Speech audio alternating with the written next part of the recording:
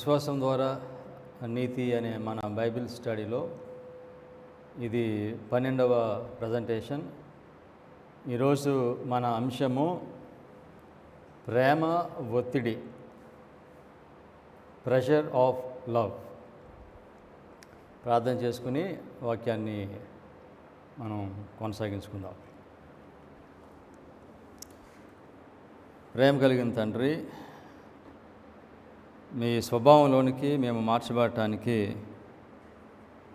విశ్వాసం ద్వారా నీతి అనే వర్తమానాన్ని మీరు మాకు అనుగ్రహించారు. గతించిన 11 ప్రజెంటేషన్స్లో మాకు కావలసిన సత్యాలను మీరు బయలుపరుస్తూ ఉన్నారు తండ్రి. ఈరోజు మీ వాక్యాన్ని నేను బోధిస్తూ ఉండగా నాకు దీన మనస్సును అనుగ్రహించి పరిశుద్ధాత్మ ద్వారా మీరు నాతో మాట్లాడమని, వాక్యమును వినుచున్న వారు వాక్యానుసారంగా జీవించడానికి వారికును మీ పరిశుద్ధాత్మ శక్తిని అనుగ్రహించమని, సమస్తము మీ మహిమ కొరకు జరిపించుకోనమని యేసుక్రీస్తు నామములో ప్రార్థన చేయించున్నాం తండ్రి, ఆమేన్. విశ్వాసం ద్వారా నీతిమంతుడిగా తీర్చబడిన తరువాత దేవుడు మనిషిని పరిశుద్ధపరుస్తాడు. పరిశుద్ధపరుస్తూ ఉన్నాడని మనకి ఎలా తెలుస్తుంది? దేవుడు మనిషిని పరిశుద్ధపరుస్తూ ఎక్కడికి నడిపిస్తాడు? ఏ స్థితిలో మనిషిని ఉంచుతాడు? మన ఆధ్యాత్మిక జీవితంలో మనము బలపడుతున్నామని, స్థిరపడుతున్నామని చెప్పడానికి ఆ రుజువు ఏమిటి? ప్రస్తుత కాలంలో మనము పోటీ ప్రపంచంలో జీవిస్తున్నాం, కాంపిటేటివ్ వరల్డ్. దాదాపుగా ప్రతి ఒక్కరూ ఒకరికంటే ఒకరు ఉన్నతంగా ఉండాలని, అది విద్యలో కావచ్చు, లేకపోతే సంపదలో కావచ్చు, లేకపోతే బలంలో కావచ్చు, జ్ఞానంలో కావచ్చు. ఒక మనిషి ఒకటి సాధిస్తే దానిని చూచిన మనిషి అతను సాధించిన దానికంటే కూడా ఇంకా ఎక్కువ సాధించాలి.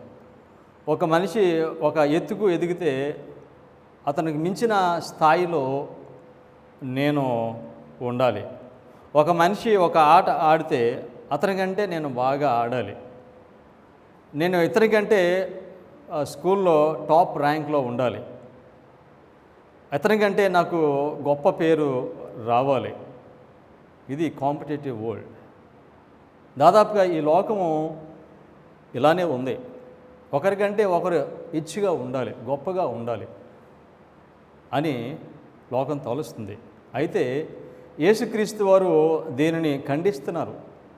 ఈ విధంగా ఒక మనిషి తను హెచ్చుగా ఉండాలి, గొప్పగా ఉండాలి, ఘనంగా ఉండాలి ఇతరుల కంటే అనుకునే దాన్ని యేసుక్రీస్తు వారు చాలా తీవ్రంగా ఖండిస్తున్నారు.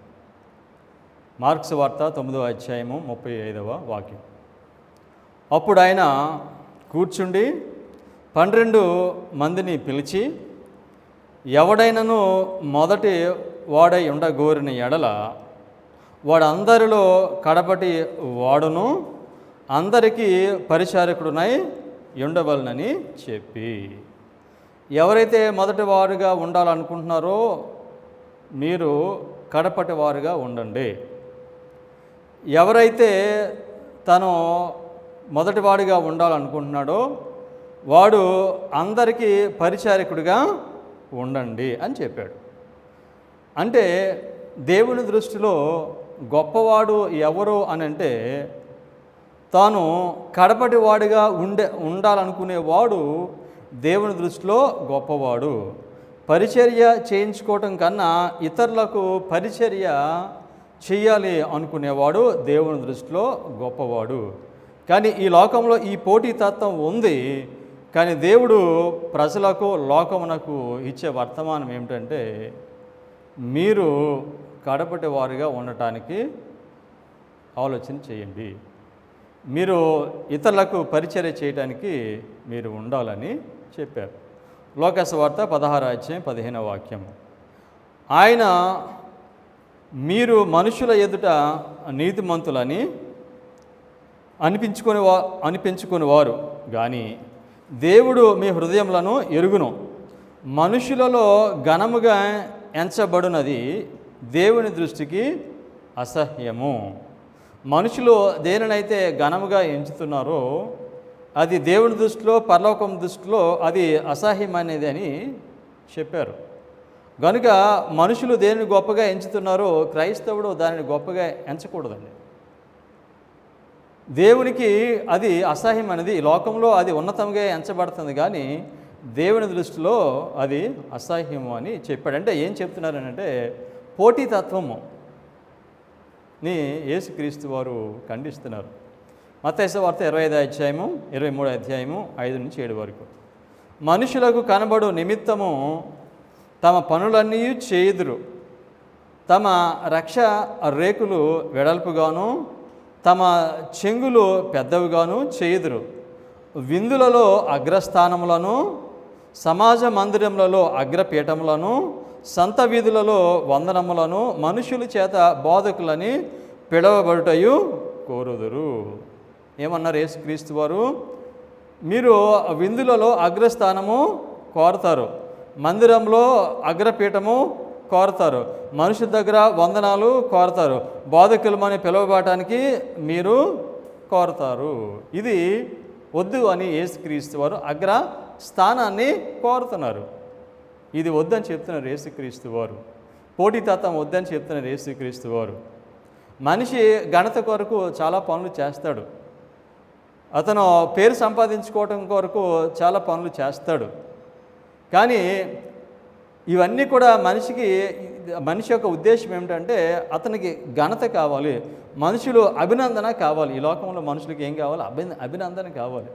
ఒక మనిషి ఫస్ట్ ర్యాంక్ వస్తే దానివల్ల వచ్చే అభినందన చాలా బాగుంటుంది, అందుచేత టాప్ ర్యాంక్లో ఉండాలి. ఆ రిచెస్ట్ అంటే దానికి చాలా అభినందన వస్తుంది. సో అందుకనే ఈ అభినందన కొరకు మనుషులు చాలా తాపత్రయ పడుతున్నారు. సో మనిషికి ఈ ఘనత అభినందన రాదు అని తెలిస్తే మనిషి చేసే చాలా పనులు ఆపేస్తాడండి. సో అభినందన కొరకు, పేరు కొరకు, ఘనత కొరకు మనిషి చాలా పనులు చేస్తాడు. మనుషులకి అభినందించబడటము ఇష్టం, ఘనత పొందటం ఇష్టం. సో ఎవరైతే ఆ ఘనత పొందటానికి తాను సాధించిన దానిని బట్టి తను ఘనత తీసుకోవటాన్ని, తనకు మహిమ తీసుకోవటాన్ని గురించి ఈ విధంగా చెప్పారు. ఏమన్నారంటే, ఏ మనిషి అయినా నేను హెచ్చుగా అందరికంటే ఎక్కువగా ఉండాలి అని అనుకుంటే ఆ మనిషి ఆయన ఏమో అడ్వర్టైజ్ చేస్తున్నాడంటే దేవుడు చనిపోయాడు అని అడ్వర్టైజ్ చేస్తున్నాడు. ఎందుచేతనంటే మనిషి సాధించినది ఏదైనా కూడా దానికి కారణము దేవుడే. సో కనుక ఆ ఘనత దేవునికే వెళ్ళాలి, దేవునికే ఇవ్వాలి. కానీ మనిషి ఆ ఘనత తీసుకుంటా ఉంటే దేవుడు చచ్చిపోతేనే ఆ ఘనత మనిషి తీసుకోవాలండి.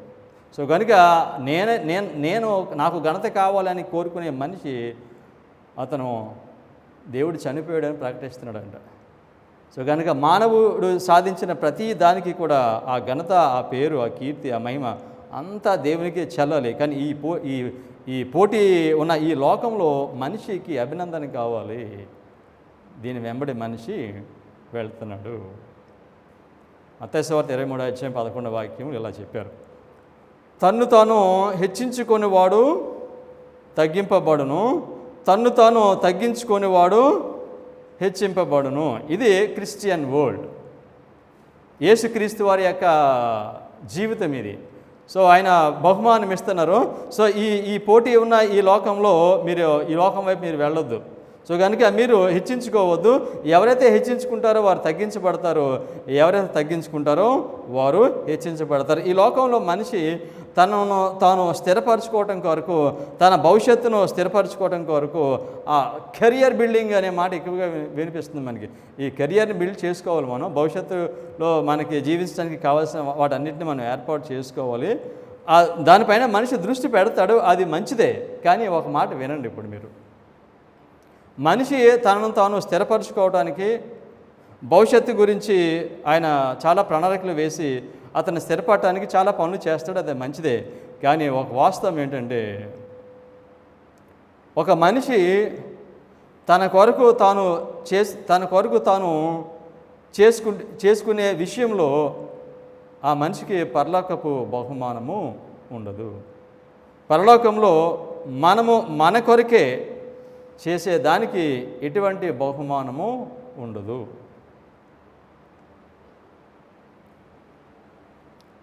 సెకండ్ టైత్, రెండవ దశమ భాగము పరిశుద్ధ గ్రంథంలో ఉంది. దాని ప్రవచన సారము తెలియచేస్తుంది. ఈ రెండవ దశమ భాగము ఏమిటనంటే, నేను దశమ భాగాలు ప్రమోట్ చేయట్లేదని ఒక పాయింట్ చెప్పడం వరకు చెప్తున్నాను. ఇది రెండవ దశమ భాగము, అది సంవత్సరం నాకు యాన్యువల్ ఇన్కమ్ నుండి ఆ రెండవ దశమ భాగము ఇవ్వాలి. అది పంటలో నుండి కానీ దేనిలో నుండి అయినా కూడా అది దేనికి ఇవ్వాలని అంటే అది పేదవారికి ఇవ్వాలి. రెండవ దశమ భాగం, మొదటి దశ భాగం ఎవరికి? దేవునికి. కానీ రెండవ దశమ భాగము పేదవారికి. మొదటి దశమ భాగము మనం ఇచ్చినప్పుడు దాన్ని ఏమన్నారంటే, నీవు యువర్ రిటర్నింగ్, తిరిగి ఇస్తున్నావు. సో మొదటి దశమ భాగం ఇవ్వటం వలన నువ్వు మనిషి దేవునికి గొప్పదేమీ చేయట్లేదు. సో ఆ దేవుడు ఇచ్చిన దానిలో 10వ భాగం వెనక్కి ఇవ్వాలి, వెనక్కి ఇస్తున్నాడు. కానీ నువ్వు దేవునికి ఏమైనా చేయాలంటే ఆ రెండవ దశమ భాగము ఇవ్వాలి. ఈ రెండవ దశమ భాగము సంవత్సరానికి ఒకసారి సాధారణంగా దీన్ని ఇస్తారు, సంవత్సరం అంతా. ఈ పంటకు వచ్చినప్పుడు సో దానిలో నుండి వచ్చిన దానిలో రెండవ దశమ భాగము ఇవ్వాలి. తర్వాత 7 సంవత్సరములకు ఒకసారి విశ్రాంతి సంవత్సరం అని వస్తుంది. 6 సంవత్సరములు మనిషి పంట పండించుకుంటాడు. 7వ సంవత్సరము ఆయన పంట పండించకుండా ఆ భూమిని పేదలకు విడిచిపెట్టాలి. ఇది దశమ భాగం, రెండవ దశమ భాగం క్రిందకి వస్తుంది. ద్వితీయోపదేశకాండము 26వ అధ్యాయము 12వ వాక్యం చదువుదాము. 10వ భాగం ఇచ్చు సంవత్సరమున అనగా 3వ సంవత్సరమున నీ వచ్చుబడిలో 10వ వంతు చెల్లించి అది లేవీయులకును పరదేశులకును తండ్రి లేని వారికి విధవరాండ్రకును ఇయ్యవలెను. సో పేదవారికి ఆ రెండవ దశమ భాగము మీరు ఇవ్వాలని చెప్పాడు. దీనిలో దేవుడు ఒక వాగ్దానం చేశాడు ఇశ్రాయేలుతోటి. ఏమంటే, నేను మిమ్మల్ని దీవిస్తాను, మీకంటే ఉన్నతంగా ఎవరు ఉండరు, మీకు నేను సమృద్ధిగా ఇస్తానని చెప్పి దాంతో మాట ఇంకో మాట చెప్పారు. ఏమన్నారంటే, మీలో పేదవారు ఉంటారని చెప్పాడు. దేవుడు ఇశ్రాయేలులో ఉన్నవారు అందరినీ ఆయన దీవించగలడు, మనుషులందరినీ ఆయన దీవించగలడు. సో అయినప్పటికీ కూడా మీలో పేదవారు ఉంటారు అని యేసుక్రీస్తు వారు చెప్పారు. ఎందుచేత పేదవారిని ఆయన ఉండనిస్తున్నాడు, వాళ్ళని దీవించలేక కాదు. దేవునికి ఒక ఉద్దేశం ఉంది పేదవారిని ఈ లోకంలో పెట్టడంలో. ఎందుకు అని అంటే, పేదవారు ఎందుకు ఈ లోకంలో ఉన్నారని అంటే, మనుషులకు ఇవ్వడము నేర్పించడం కొరకు. మనుషులకు ఇవ్వటము నేర్పించడము కొరకు. తీసుకునే స్వభావము అపవాదిది, ఇచ్చే స్వభావము దేవునిది. కనుక పాపం చేసిన తర్వాత మనిషి తీసుకునే స్వభావంలోనికి అతను వెళ్ళిపోయాడు. కనుక ఈ మనిషికి ఇచ్చే స్వభావము నేర్పించాలి. సో కనుక ఈ విధంగా ఇచ్చే స్వభావం నేర్పిస్తే ఏం జరుగుతుందని అంటే, ఇచ్చే స్వభావము మనిషిని దేవుని స్వభావంలోనికి నడిపిస్తుంది. పేదవారు ఎందుకు ఉన్నారనంటే, వారికి నీవు సహాయము చేయటం కొరకు, ఈ విధంగా నీకు ఇవ్వటం కొరకు. ఈ విధంగా ఇవ్వటము ద్వారా నీకు దేవుని స్వభావము వస్తుంది. మొదటి కారణం ఇది. పేదవారు ఎందుకు ఉన్నారు దేవుని ప్రజల మధ్యన అంటే, అందరూ ధనవంతులే ఉన్నారనుకోండి, ఇచ్చి పుచ్చుకోవడం లేదు, పేదవారిని కనికరించడం లేదు, దయ చూపించడం లేదు, మనిషి దేవుని స్వభావంలోనికి మార్చబడలేడు. సో కనుక పేదవారు ఉన్నారంటే వారికి పరిచర్య చేయటము, వారికి సహాయం చేయటము నేర్పించడం కొరకు దేవుడు పేదవారిని పెట్టాడు. సో పేదవారికి సహాయం చేసిన తర్వాత పేదవారి దగ్గర నుంచి మనమేమి నేర్చుకోవాలంటే, కృతజ్ఞత నేర్చుకోవాలంట, విధేయత నేర్చుకోవాలి. ఒకరు సహాయం చేసినప్పుడు కృతజ్ఞత కలిగి ఉండటము, దేవునికి అల్టిమేట్గా ఆ దేవునికి కృతజ్ఞత కలిగి ఉండటము దేవుడు నేర్పిస్తున్నాడు. ఎవరైనా మనకు సహాయం చేస్తే దాని నుండి మనం ఏం నేర్చుకోవాలని దేవుడు ఉద్దేశిస్తున్నాడంటే, కృతజ్ఞత నేర్చుకోవాలని, విధేయత నేర్చుకోవాలని దేవుడు తలస్తున్నాడు. 7వ సంవత్సరమున పంట కోసుకోకపోతే ఎలా బ్రతుకుతానండి నేను ఆ సంవత్సరము అనే ఆలోచన వస్తుంది. అందుకనే దేవుడు ఈ మాటలు చెప్పారు. లేవికాండము 25వ అధ్యాయము 20 నుండి 22 వరకు. 7వ ఏట మేము ఏమి తిందుము, ఇదిగో మేము చల్లను పంటను కూర్చను వల్లగాదే అనుకుందరేమో. అయితే నేను 6వ ఏట నా దీవెన మీకు కలుగునట్లు ఆజ్ఞాపించేదను, అది 3 ఏండ్ల పంట మీకు కలుగు చేయను. ఈ మాట చదివినప్పుడు మీకు ఏం అర్థమైందండి? సో మీరు 7వ సంవత్సరంలో పంట కోయకుండా మీరు ఉంటే నేను ఎలా బ్రతుకుతానని మీరు అనుకుంటారేమో. నేను మీకు ఆ 6వ సంవత్సరమున 3 సంవత్సరాల పంట నేను మీకు ఇస్తాను. అంటే మనిషి దేవునికి ఇవ్వటము అనే దానిలో ఎంత సంతోషిస్తున్నాడో ఆలోచన చేయాలి మనం ఇక్కడ. సో కనుక 7వ సంవత్సరం మీరు దీన్ని కోయకుండా ఉంచుతారని మీరు తీర్మానం చేశారా, నేను మీకు 3 అంతలు ఇచ్చేస్తాను నేను మీకు. సో విశ్వాసం ద్వారా నీతి అనే వర్తమానంలో విశ్వాసం ద్వారా మనిషిని నీతిమంతుడిగా తీర్చిన తరువాత దేవుడు ఆ మనిషిని పరిశుద్ధపరుస్తాడు. ఈ పరిశుద్ధపరిచే ఈ పనిలో అల్టిమేట్ ఏమిటంటే ఒక మనిషి తాను పేదవారి కొరకు జీవిస్తాడండి. This is ultimate. నీవు గనుక ఇటువంటి తీర్మానం చేస్తే దేవుడు ఏమన్నాడు, 3 సంవత్సరాల పంట నేను మీకు ఇస్తాను. 22వ వాక్యం. మీరు 8వ సంవత్సరమున విత్తనములు విత్తి 9వ సంవత్సరం వరకు పాత పంట తినెదరు, దాని పంటను సమకూర్చే వరకు పాత దానిని తినెదరు. సో మీరు 9వ సంవత్సరం వచ్చినా కూడా మీరు ఇంకా పాతదే మీరు తింటారు. సో చాలాసార్లు మనుషులు సాక్ష్యాలు చెప్తారండి, దేవుడు నన్ను చాలా దీవించాడండి అని. దేవుడు నన్ను చాలా దీవిస్తే దానికి రుజువు ఏంటండి? దేవుడు నన్ను చాలా కాపాడాడండి, దానికి రుజువు ఏమిటండి? ఏంటి తెలుసండి? ఇవ్వటం.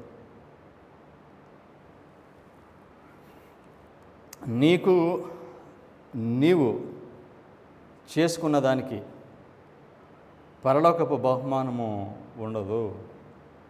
నువ్వేమైతే నీ కొరకు చేసుకుంటున్నావో ఈ లోకం ఆశీర్వాదం ఉంటుంది. నువ్వు క్రమశిక్షణ కలిగి శ్రద్ధ కలిగి నీ కొరకు నువ్వు పని చేసుకుంటే, నువ్వు సంపాదించుకోవడానికి, నువ్వు స్థిరపడటానికి ఇవి చేసుకుంటే దేవుడు దాన్ని మెచ్చి నిన్ను దీవిస్తాడు. ఈ లోకానికి సంబంధించి దేవుని ఇస్తాడు. కానీ నీ కొరకు నీవే జీవిస్తే, నీ కొరకు నీవే స్థిరపడితే ఆ మనిషికి పరలోకపు ఆశీర్వాదము ఉండదు.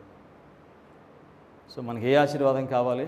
ఈ లోకం ఆశీర్వాదం కావాలి, పరలోక ఆశీర్వాదము కావాలి. రెండింటిలో ఏది గొప్పదే? పరలోకపు ఆశీర్వాదము గొప్పదే. ఒక మనిషి తన కొరకు తానే జీవిస్తే ఆ మనిషికి పరలోకపు బహుమానము లేదంటండి. మత్తయి సువార్త 25వ అధ్యాయం 34 నుండి 37 వరకు. అప్పుడు రాజు తన కుడివైపున ఉన్నవారిని చూచి, నా తండ్రి చేత ఆశీర్వదింపబడిన వారులారా రండి, లోకము పుట్టినది మొదలుకొని మీ కొరకు సిద్ధపడి ఉన్న రాజ్యమును స్వతంత్రించుకొనుడి. యేసుక్రీస్తు వారు వచ్చిన తర్వాత ఈ మాటలు చెప్తున్నారు అనమాట. సో కుడివైపున ఉన్న ప్రజలతో అంటున్నారు, దీవించబడిన వారులారా, లోకము పుట్టినది మొదలుకొని మీ కొరకు సిద్ధపరచబడి ఉన్న రాజ్యమును, ఏం రాజ్యం అది? పరలోక రాజ్యము మీ కొరకు సిద్ధపరచబడి ఉన్నది. ఎవరి కొరకు సిద్ధపరచబడి ఉన్నది తెలుసండి? ఇది మీ కొరకు అనే మాట చెప్పాడు. మీరు అనేవాళ్ళు ఎవరు ఇక్కడ?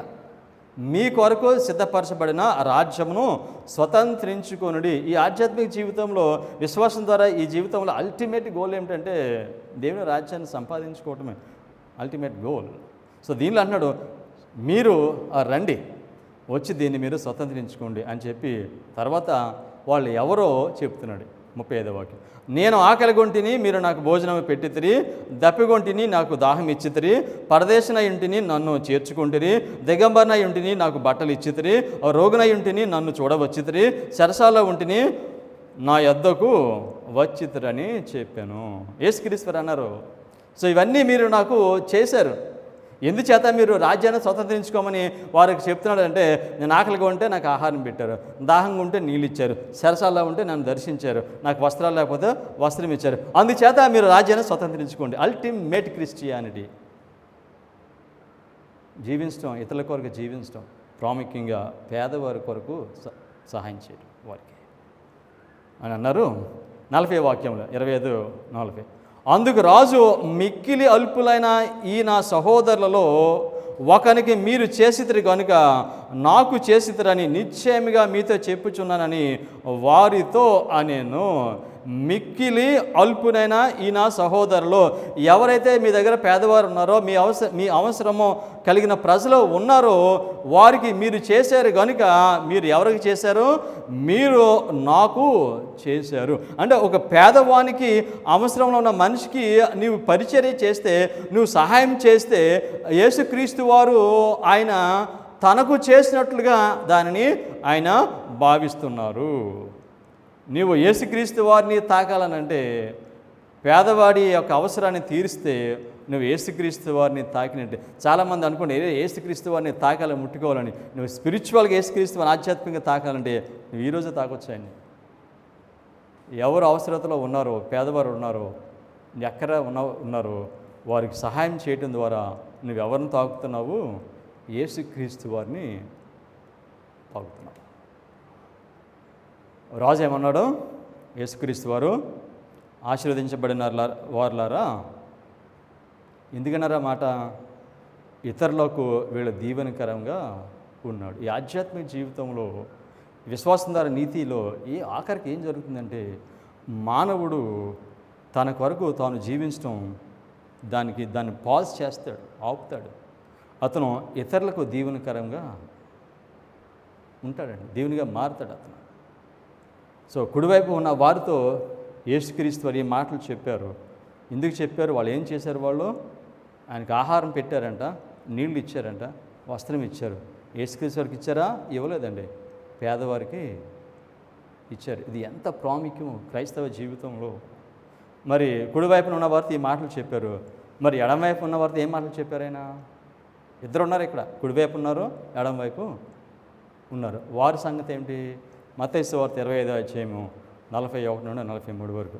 అప్పుడు ఆయన ఎడమ వైపున ఉండిన వారిని చూచి, శపింపబడిన వారులారా, నన్ను విడిచి అపవాదికిని వాని దూతలకును సిద్ధపరచబడిన నిత్యాగ్నిలోనికి పోవుడి. కుడివైపున ఉన్న వారితో చెప్పిన మాటలకు, ఎడమవైపు ఉన్న వారితో చెప్పిన మాటలకు ఎంత వ్యత్యాసం ఉంది. సో మీరు ఎడమవైపున ఉన్న వారు ఎక్కడికి వెళ్ళాలని చెప్తున్నాడు వాళ్ళని? నేను అపవాదికిని ఆయన యొక్క అనుచరులకు, నేను దూతలకు నేను ఒక స్థలాన్ని సిద్ధపరిచాను, నిత్యాగ్ని సిద్ధపరిచాను, మీరు అక్కడికి వెళ్ళండి. ఎడమవైపున ఉన్న వాళ్ళు హిందువులు కాదండి, ముస్లిమ్స్ కాదండి, క్రిస్టియన్స్, సంఘంలో ఉన్న ప్రజలండి వీళ్ళు.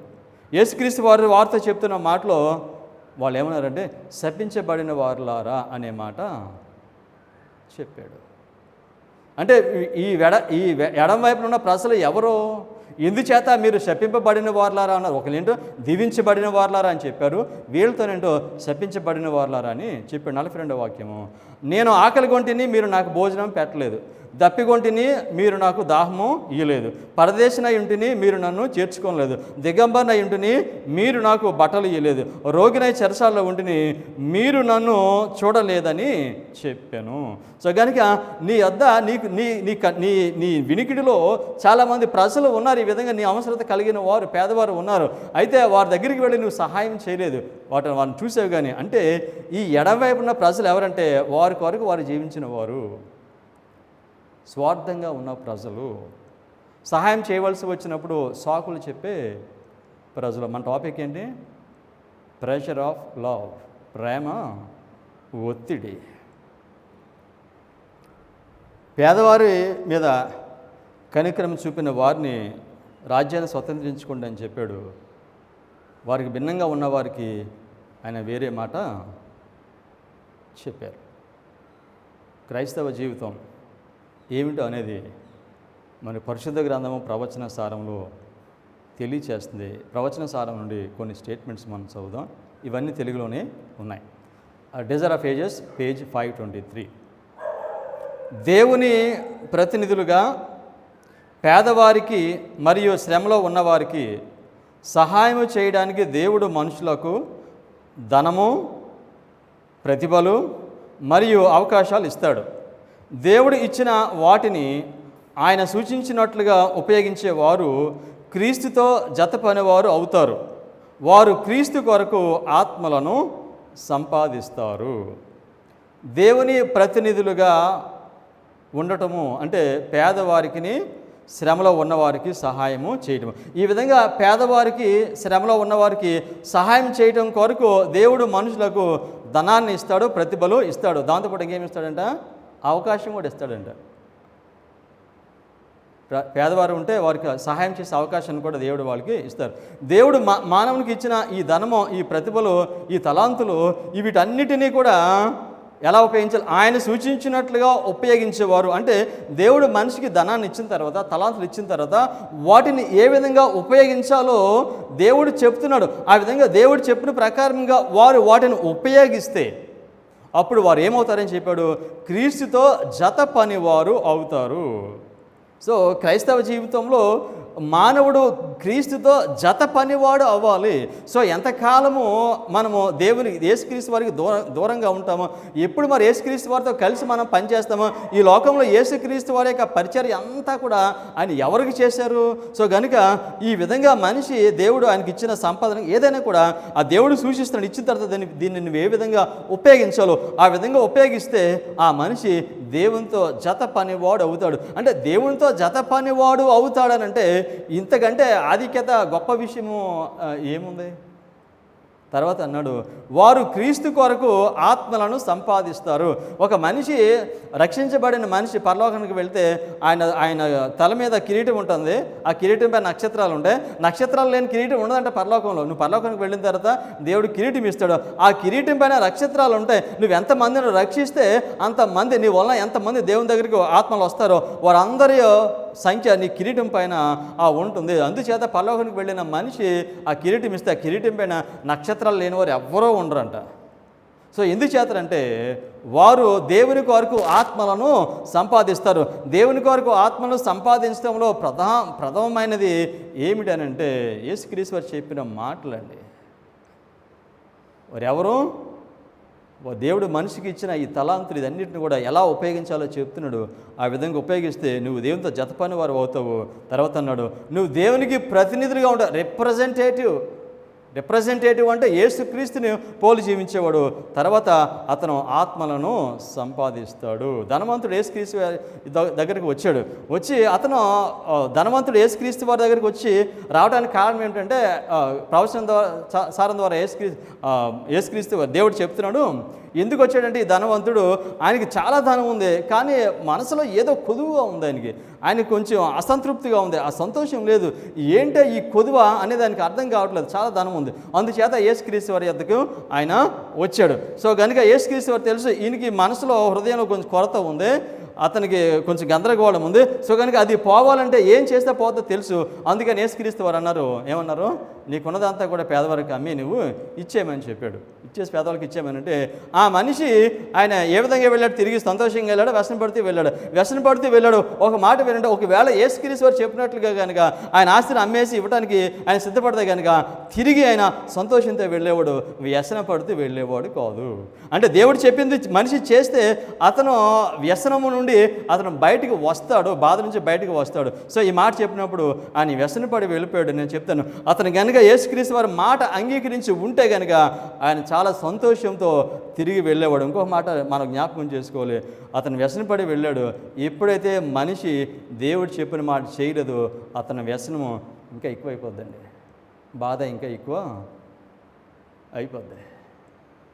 సో ధనవంతుడు వచ్చినప్పుడు చెప్పిన మాట, ఈ పని చేయి నువ్వు. ఆ పని చేయలేదైనా, ఆ పని చేయట్లేదైనా, అందుకని ఈ పని చేయమని చెప్పాడు. వ్యసనపడి వెనకకు. ఈ లోకంలో ఎంతమంది వ్యసన పడుతున్నారు? ఈ మాట యేసుక్రీస్తు వారు నాకు చెప్తే, నీకు చెప్తే, ఈ పని చేయంటే రోజు రోజుకి అది ఇంకా ఎక్కువైపోతుందండి. కానీ మనిషి సంతోషంగా ఉండాలంటే యేసుక్రీస్తు వారు చెప్పింది చేయాలి. ఎంతకాలం చేయాలి? ఈ విధంగా ఎంతకాలం పేదలను కనికరించాలి? ఎంతకాలం వాళ్ళకి సహాయం చేయాలి? Review and herald September 1888. మనము దేవుని యొద్ద నుండి ఎడతెగగా పొందే కొలది తిరిగి ఆయనకు ఎడతెగక ఇస్తూ ఉండాలి. పరలోక దాత మనకివ్వడము చాలిస్తే మనం ఇవ్వలేకపోవడానికి సాకు చెప్పవచ్చు. సో పరలోకపు దాత దేవుడు మనకి ఇచ్చినంత కాలము మనం ఇస్తూనే ఉండాలి. ఒకవేళ మనం ఎప్పుడు ఇవ్వటం ఆపేయాలనంటే, పరలోకపు దాత మనకి ఇవ్వటము ఆపేస్తే అప్పుడు మాత్రమే మనం సాకు చెప్పాలి, నేను ఇవ్వలేక పోతున్నానని. దేవుని కృపను బట్టి ఒక మాట చెప్తాను మీకు. నేను ఆధ్యాత్మిక జీవితంలో ఒక ఒత్తిడి ఉంటుందండి. ఈ ఒత్తిడి చాలా విలువైంది. ఈ ఒత్తిడి చాలా విలువైన ఒత్తిడి. ఏంటి ఆ ఒత్తిడి? ప్రేమ ఒత్తిడి. ప్రేమ మనిషిని ఒత్తిడి చేస్తుంది. దేవుడు మన జీవితంలో చేసిన వాటికి మనము దేవునికి కృతజ్ఞతలు చెప్పాలి. దేవునికి కృతజ్ఞతలు చెప్పటంలో మనిషి నీకు మహిమ కలుగును గాక అనొచ్చు, పాటలు పాడొచ్చు, లేకపోతే నిలబడి ఆయన సాక్ష్యం చెప్పచ్చు, ఇవన్నీ చేయొచ్చు. కానీ ఇవన్నీ అతను నిజంగా కృతజ్ఞత భావం కలిగి ఉన్నాడా అని చెప్పడానికి అది రుజువు కాదు. ప్రవచన సారం ద్వారా దేవుడు ఈ విధంగా చెప్తున్నాడు. నిజమైన కృతజ్ఞత అంటే ఇది ఒక్కటే నిజమైన మార్గం అని చెప్పారు. Review and herald December 6, 1887. ప్రభువు నాకు మన అర్పణలో అవసరము లేదు, మన కానుకల ద్వారా ఆయనను ధనవంతులము చేయజాలము. అయితే దేవుని మేలులకు ప్రతిగా అవే మేలులను ఇతరులకు విస్తరింపజేయాలని సెలవిస్తున్నాడు. దేవునికి మన ప్రేమ కృతజ్ఞతలు ప్రకటించడానికి అదొక్కటే మార్గము, వేరొక మార్గము ఆయన దయచేయలేదు. ఏమన్నారు? దేవుడు మనకిచ్చిన మేలులను ఇతరులకు ఇవ్వటమే కృతజ్ఞత కలిగి ఉండటము. దేవుడు ఈ కృతజ్ఞతలు తెలియచేయడానికి ఇదొక్కటే మార్గము. దేవునికి మన ప్రేమ కృతజ్ఞతలు ప్రకటించడానికి ఇదొక్కటే మార్గము. దేవుడు మనకి ఏమైతే ఇచ్చాడో వాటిని ఇతరులకు ఇవ్వటము అనేది మాత్రమే నిజమైన కృతజ్ఞతకు అది సూచన. వేరే మార్గాన్ని దేవుడు ఇవ్వలేదని చెప్పాడు. Review and herald December 6, 1887. ఆయన అపార ప్రేమను బట్టి తన స్వభావంలో పాలుభాగస్తులు కావటానికి తన సహోదరులపై దీవెనలు ప్రవహింపజేయాలని ఆశిస్తున్నాడు. మానవులకు దేవుడు ప్రసాదించగల అత్యున్నత గౌరవం, అత్యధిక ఆనందం ఇదే. ఆ విధంగా ప్రేమ కార్యంలో పాల్గొన్న వారే తమ సృష్టికర్తకు సన్నిహితముగా ఉంటారు. సో ఈ విధంగా దేవుడు పేదవారిని పెట్టాడు, సహాయం చేసేవారిని కూడా పెట్టాడు. ఈ విధంగా చేయటం వల్ల అన్నాడు తన స్వభావంలో పాలుభాగస్తులు కావటానికి. యేసుక్రీస్తు వారి స్వభావంలో పాలుభాగస్తులు కావటానికి అని చెప్పాడు. ఈ విధంగా మనిషి చేయటము అనేది దేవుడు ప్రసాదించగల అత్యున్నత గౌరవము. సో గౌరవం అంటే ఏంటో తెలుసండి? యేసుక్రీస్తు వారి దృష్టిలో ఏదో ఒక గొప్పది సాధించడం కాదండి. ఏమి తెలుసా? అత్యున్నత గౌరవం ఏంటంటే దేవుడిచ్చే గౌరవం నీకు నాకు ఇతరులకు మేలు చేయటం. అది దేవుడిచ్చే గౌరవం అంటండి. ఈ విధంగా మనిషి చేస్తున్నాడంటే ఆ మనిషికి దేవుడు ఆ గౌరవము ఇచ్చాడు. అత్యధిక ఆనందం అంటే ఇది ఉన్నతమైన ఆనందం. వాస్తవంగా చెప్పాలంటే ఇది అనుభవంలో వెళ్తే దీనికి ఇంకా బాగా తెలుస్తుంది. ఇచ్చినప్పుడు కన్నా తీసుకున్నప్పుడు కన్నా ఇచ్చినప్పుడు ఎక్కువ సంతోషంగా ఉంటుందండి. తీసుకున్నప్పుడు కన్నా ఇచ్చినప్పుడే ఎక్కువ సంతోషంగా ఉంటుంది. సో ఈ విధంగా చేసేవారు అన్నారు సృష్టికర్తకు సన్నిహితంగా, దేవునికి ఈ లోకాన్ని సృష్టించిన వానికి చాలా దగ్గరగా వారు ఉంటారు అని చెప్పారు. Review and herald September 11, 1990. ఇచ్చుట అనే కార్యమే దాత హృదయాన్ని విశాలపరిచి అతని లోక విమోచకునితో మరింత సన్నిహితం చేస్తుంది. ఇవ్వటం అనేది దాత హృదయాన్ని విశాలపరుస్తుంది. చాలా పెద్ద హృదయం అయిపోద్ది అంటే మనిషిది. ఇవ్వటం ప్రారంభిస్తాయి. నువ్వు ఎంత ఎక్కువగా నువ్వు ఈ విధంగా ఉంటే అంత పెద్దగా నీ హృదయం అవుతుంది. అప్పుడు అన్నాడు, విమోచకునితో మరింత నీవు సన్నిహిత నిన్ను సన్నిహితము చేస్తుంది. నువ్వు చాలా దగ్గరగా దేవునికి వెళ్తావండి. సో నువ్వు ఈ లోకంలో మనుషుల్ని మనుషులకి పరిచర్య చేయటము అనేది మనల్ని దేవునికి చాలా దగ్గరగా తీసుకుని వెళ్తుంది. సో పెదవులతో దేవుణ్ణి గణపరిచే హృదయము దూరంగా ఉంటుంది మనుషులకి, కానీ యేసుక్రీస్తు వారు చెప్తున్నారు. సో ఇవ్వటం ద్వారా మనిషి ఇచ్చేదాన్నే చూస్తాడు, కానీ వచ్చేదాన్ని చూడాలండి. మనిషి ఇతరులకి ఇస్తే నేను ఇది ఇస్తున్నాను, ఇది ఏమి ఇస్తే దాన్ని చూస్తున్నాడు, కానీ ఇవ్వటం వల్ల వచ్చేదాన్ని చూడాలి. మరి ఏమొస్తుందో పరలోక గౌరవం అంట, ఈ లోక గౌరవం కాదు, పరలోక గౌరవము ఆ మనిషికి వస్తుంది.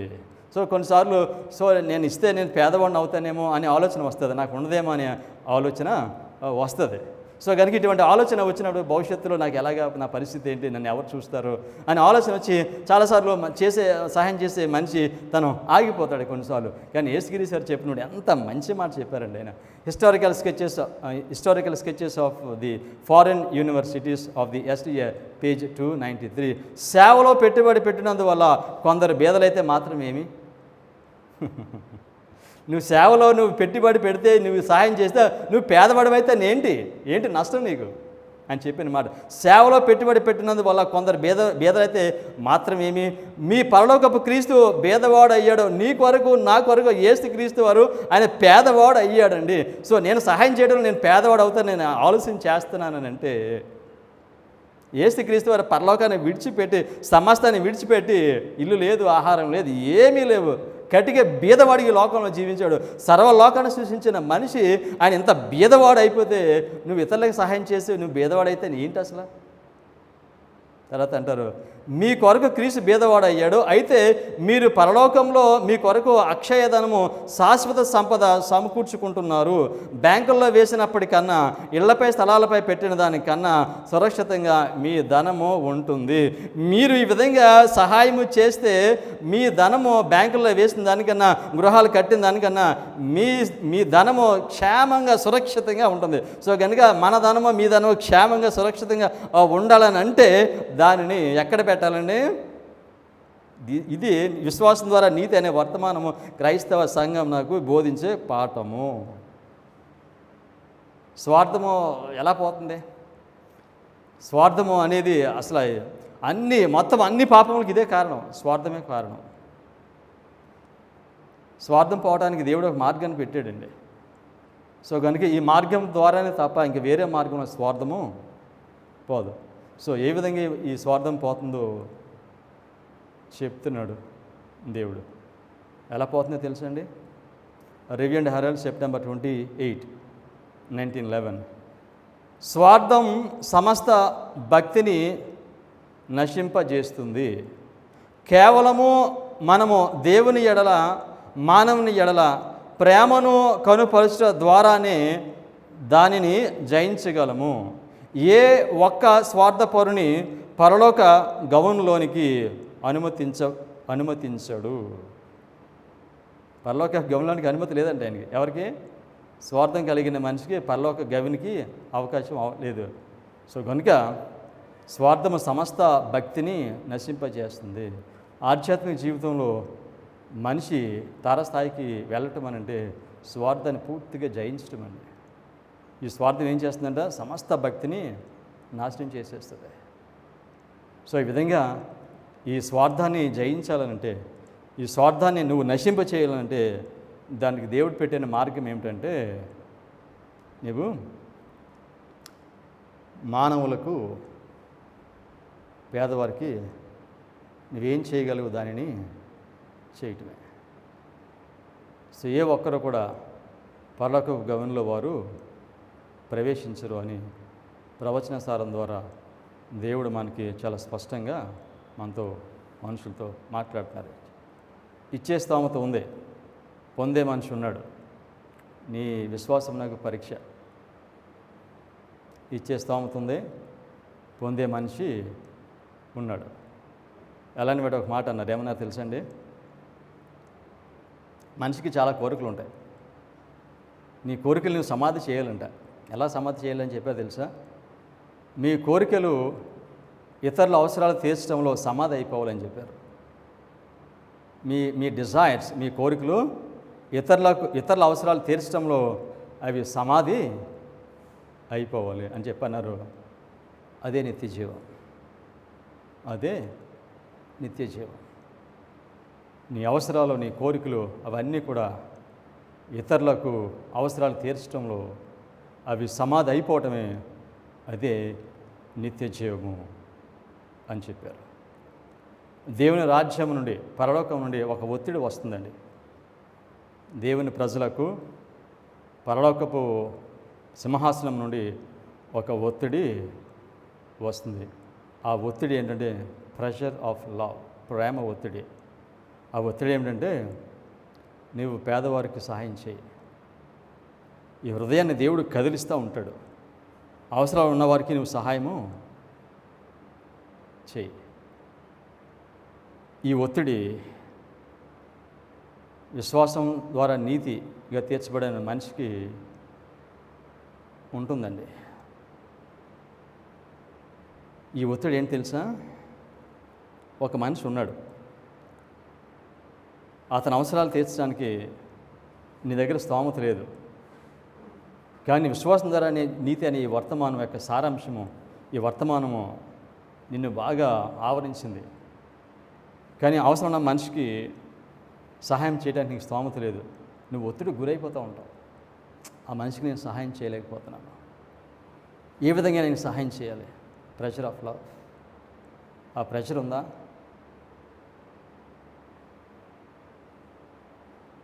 ఒకవేళ ఎవరైనా ఇటువంటి అవసరతలో ఉంటే అడుగుతారేమనే ఒత్తిడిలో ఉన్నామా? ఎవరైనా అవసరతలో ఉంటే వాళ్ళని అడుగుతారేమో అనే ఒత్తిడిలో ఉన్నామా? లేకపోతే వారికి ఇవ్వటం కొరకు నా దగ్గర లేదండి, ఏ విధంగా సహాయం చేయాలి వాళ్ళకి అని ఒత్తిడి నీ హృదయానికి వస్తుందా? సో చిన్నతనంలో ఇంటికి ఎవరైనా భిక్షగాడు అడుక్కుంటాకు వస్తే చూసేవాళ్ళం. వాళ్ళకి ఇవ్వడానికి ఇష్టం లేకపోతే ఒక మాట అంటారు. ఏమంటే తెలుసా? చెయ్యి ఖాళీగా లేదు, చెయ్యే ఖాళీగా లేదు. మనుషులందరూ, క్రైస్తవులందరూ ఈ ఒత్తిడిలో ఉండాలండి. ఇల్లు కట్టాలి, పెళ్లి చేయాలి, అది సంపాదించాలి, ఇది సంపాదించాలి, భవిష్యత్తు ఇవన్నీ ఉంటాయి.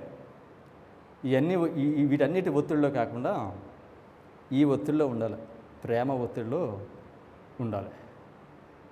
నేను ఏ విధంగా మనిషికి సహాయపడగలను నేను అని ఈ ఒత్తిడిలో మానవుడు ఉండాలి. సో మనిషికి చాలా ఒత్తిళ్ళు ఉంటాయి, కానీ ఈ ఒత్తిడిలో ఉండటం, ప్రెషర్ ఆఫ్ లవ్ అనే ఈ ఒత్తిడిలో ఉండటం చాలా గొప్ప దీవెన. ఇది ఆశ్చర్యం. ఈ ఒత్తిడిలో ఉండటము ఇది గొప్ప ఆశీర్వాదం అండి, గొప్ప దీవెన, అద్భుతమైన దీన్ని మనము చెప్పాలి. సో ఆ ఒత్తిడి కిందకి దేవుని ప్రజలు వెళ్ళాలి. అన్ని ఒత్తిడిలోని ఎన్ని ఒత్తిళ్ళు ఉంటాయి మనకి, ఎన్ని ప్రెషర్స్ ఉంటాయి ఈ లోకంలో మనకి. అన్ని ప్రెషర్స్ కంటే స్వీటెస్ట్ ప్రెషర్ తెలుసా? ప్రేమ ఒత్తిడి. ఒక మనిషిని చూస్తే హృదయం కరిగిపోవాలండి పేదవాడిని చూస్తే.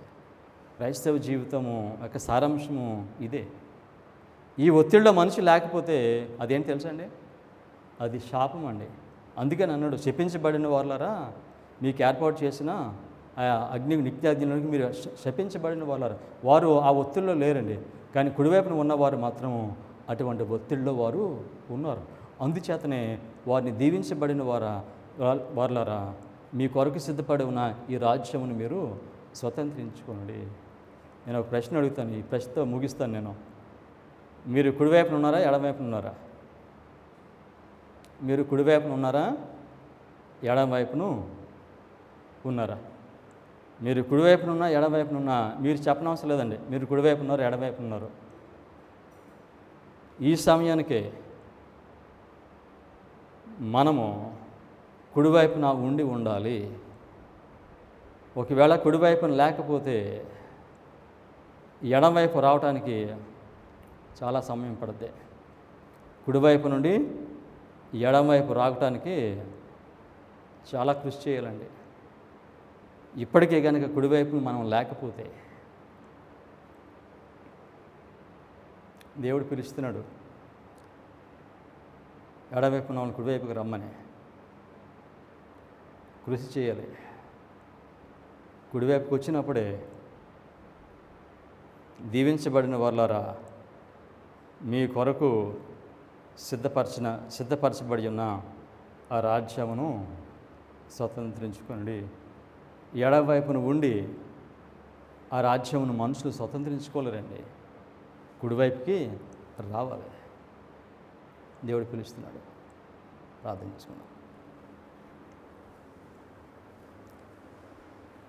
సర్వశక్తి కలిగిన పరలోకపు తండ్రి, క్రైస్తవ జీవితం అంటే ఏమిటో, భక్తి జీవితం అంటే ఏమిటో ప్రభా మీరు మాకు నేర్పిస్తున్నారు తండ్రి. ఇది కోట్లు ధనము పోసినా కూడా మాకు ఇంత వెలుగు రాదు మా ప్రభా.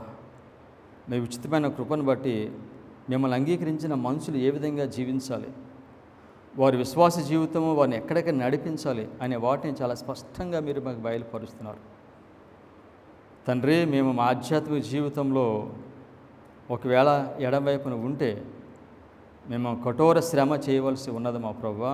ఎందుచేతనగా మీ రాకడ అతి సమీపంలో ఉన్నది. మీ అధిక కృపను మా పైన ఉంచి తండ్రి మమ్మలను మీరు మీ కుడివైపుకు నడిపించుకోనమని మీ కుమారుడైన యేసుక్రీస్తు నామములో ప్రార్థన చేయించున్నాం తండ్రి. ఆమేన్.